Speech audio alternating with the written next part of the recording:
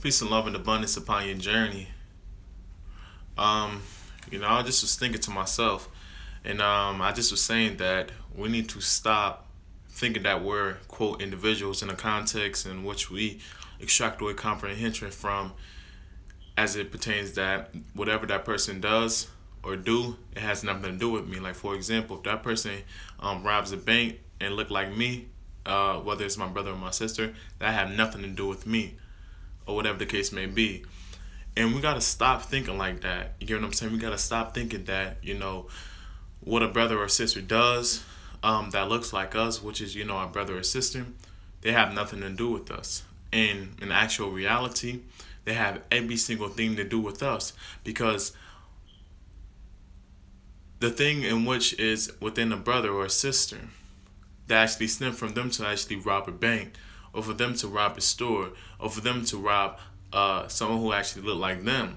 It actually stem from a place where they actually feel that they have been robbed within their past lifetime and things of that nature though. So it can have been due to a relationship, it can have been due to love, it can have been due to, another situation. So, we really must be careful about the words in which we like to utilize within the context and things of that nature, because ultimately we programming ourselves. And just like I stated too before as well, half the times it's not a psychic that's really casting a spell on us. We cast spells on ourselves, right? The lack of ignorance in which we actually want to live in. We like to cast that upon ourselves. So we actually disconnect from each other, right? And just like I also say this too as well, and I emphasize this and things of that nature, that whether you want to call yourself a Moor, whether you want to call yourself a Nuwapian, whether you call yourself a Native American, whether you want to call yourself whatever you want to call yourself, you still belong to one place, and that is the motherland Africa, whether you like it or not. All races, whether they are Italian, whether they are European, whether they are Spanish, and things of that nature, they all have knowledge on you and I. You get what I'm saying? The original people on this planet Earth that actually was in the motherland Africa and things of that nature. That they know that we're Africans, right? They know that every time when they look at us, whether they're looking at you and I or they're looking at me, what they see is that they see the history and the execution and the potential in which you may have, right? And it goes to show that we're all connected with one another. You get what I'm saying? And this is something which I realized within my past lifetime too as well. That I am not an individual. Excuse me.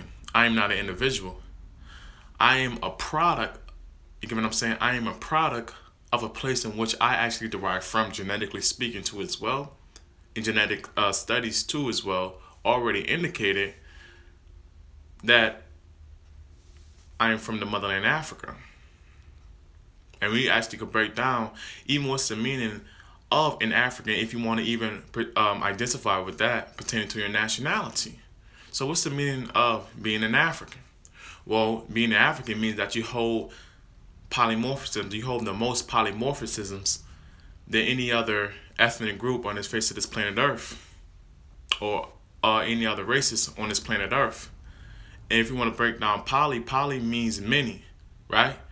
And what was this brother name? And poly means many, right? And morphosis meaning forms, right? So what is many forms, you would say?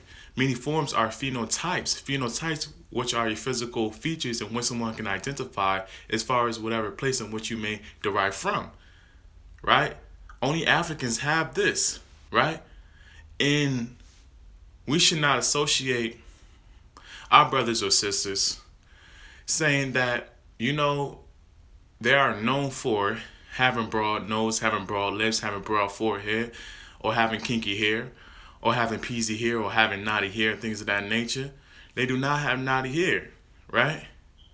Knotty hair, what you say, dealing with the texture of the hair, is really hair, which is a clear indication of how a brother or sister hair is pertaining to the radiation in which which the hair extract away from the sun. That it's a direct, immediate relationship with that. So we must stop utilizing these words or saying that that brother or that sister from the motherland Africa, whether they are from Sierra Leone, whether they're from Abyssinia, which is the ancient name for Ethiopia, or whether they are from Central Africa, which is the Congo, and other aspects of Africa, they have good hair. You know what I'm saying? What is good hair? If we really want to break down good hair, that was another form of separation in which the colonizer actually propagated onto the Africans so they could disassociate within themselves, within their family. So we must be careful about the things of which we say.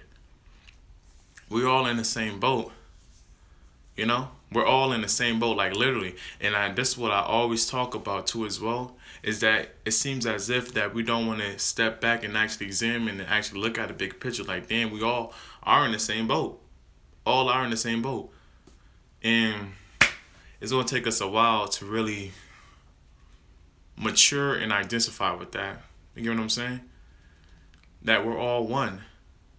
And another thing too, in which I realized within my past lifetime, is that Africans don't have any friends. Us Africans, we don't have no friends. Those Europeans in which you may hang out with and things of that nature, excuse me, you probably say that, they're cool. You get what I'm saying? But in actual reality, the agenda for exterminating the African was already in the mind of a European, whether they are nice or not. You know what I'm saying? There's no such thing as a nice European. There's no such thing as that. Europeans may come in different forms, right? In different people, in different personalities, but the agenda is still the same, right? The agenda is still the same. As a matter of fact, it was an article pertaining to the lifespan on the European and things of that nature, saying that the lifespan on the European is actually declining. You want to know why? That is so many interracial marriages, interracial children, interracial relationships that's really going on have been popularized and things of that nature. The LGBT or LGBTQ struggle have been popularized and things of that nature, right? Because it's all ultimately about exterminating the black gene. You know what I'm saying? Like, for example, if you see a homosexual relationship being popularized by a brother or sister, ultimately that's all about exterminating the black gene, because there's no way in hell that a black alpha and another black alpha can come together and have a children. You get what I'm saying? Together.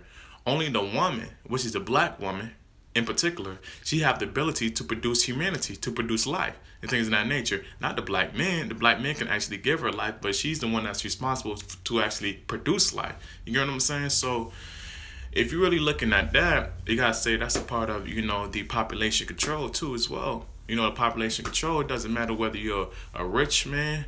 It doesn't matter whether you're poor, man. It doesn't matter whether you're a lower class man. It doesn't matter what social class structure you may live in or may be in or whatever the case may be, because it's all about just exterminate you. You get what I'm saying?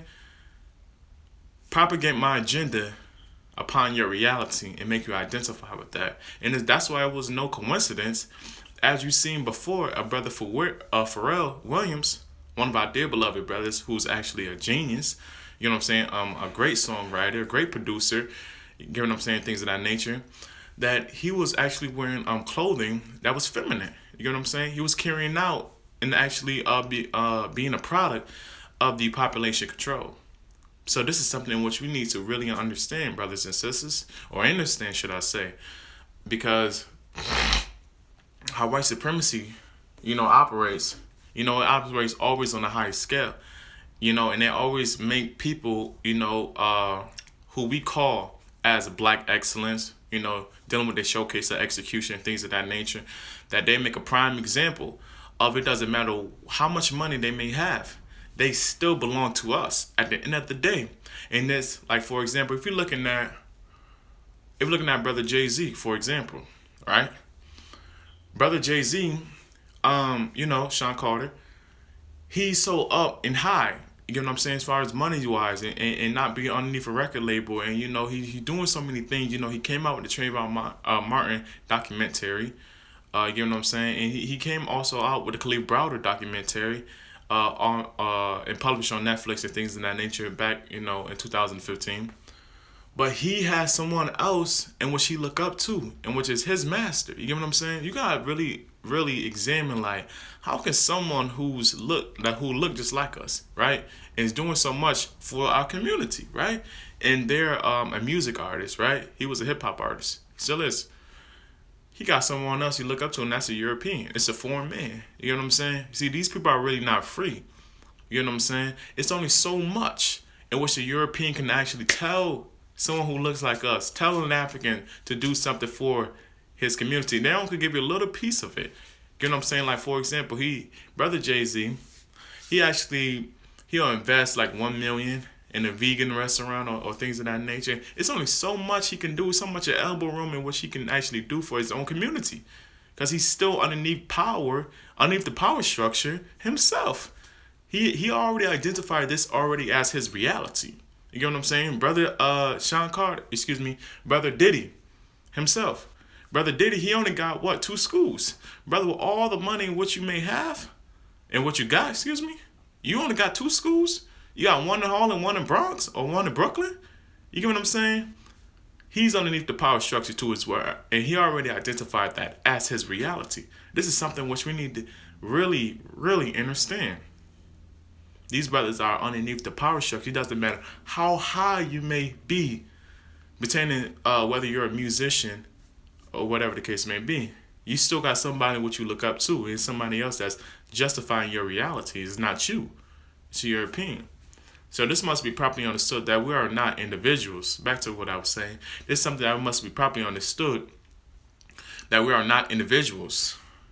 That we're all a family. We're all a family, whether you like it or not. I'm talking to the Africans. I'm talking to the Africans that's located here in the Western Hemisphere. I'm talking to the Africans that's located in Ghana. I'm gonna talk to the Africans that are located all over within the African diaspora, the ones that's in Brazil, the UK, Europe, and things of that nature. That we're all one at the end of the day. So do not stigmatize yourself and justify yourself pertaining to a classification that's a primary disconnection to the motherland African, which you derive from. Everyone knows this besides us, and everyone running away from their own identity. And it's hard for me to really, really grasp my mind around how a brother will just keep saying that he's a Native American, or his ancestors never went through slavery, right? But it's already was proven that slavery already existed. It's even data. You know what I'm saying? It's even slave ships and things of that nature go so deep just to show that your ancestors was underneath foreign power. You know, and I know, brothers and sisters, I'm just here for you to actually think. I'm not here for you to actually believe in every single word in which I may say. You get what I'm saying? Being effective, just like I stated before as well, being effective doesn't mean that every single person is going to agree with you. They're not going to agree with every single statement in what you may say. But being effective means is how can you actually deliver a statement and execute and implement anything in which you may have within your mind onto physical reality. Because people could actually identify with that and be like, damn, he has power. And if we're looking at white supremacy, everyone does agree with white supremacy, but we got to talk about how the fact that white supremacy always force their reality upon our reality. And we have no other choice but to identify with that. But on that note, brothers and sisters, may everyone have love, light, peace upon their journey. Thank you for your time. Peace, love, coconut oil. Thank you.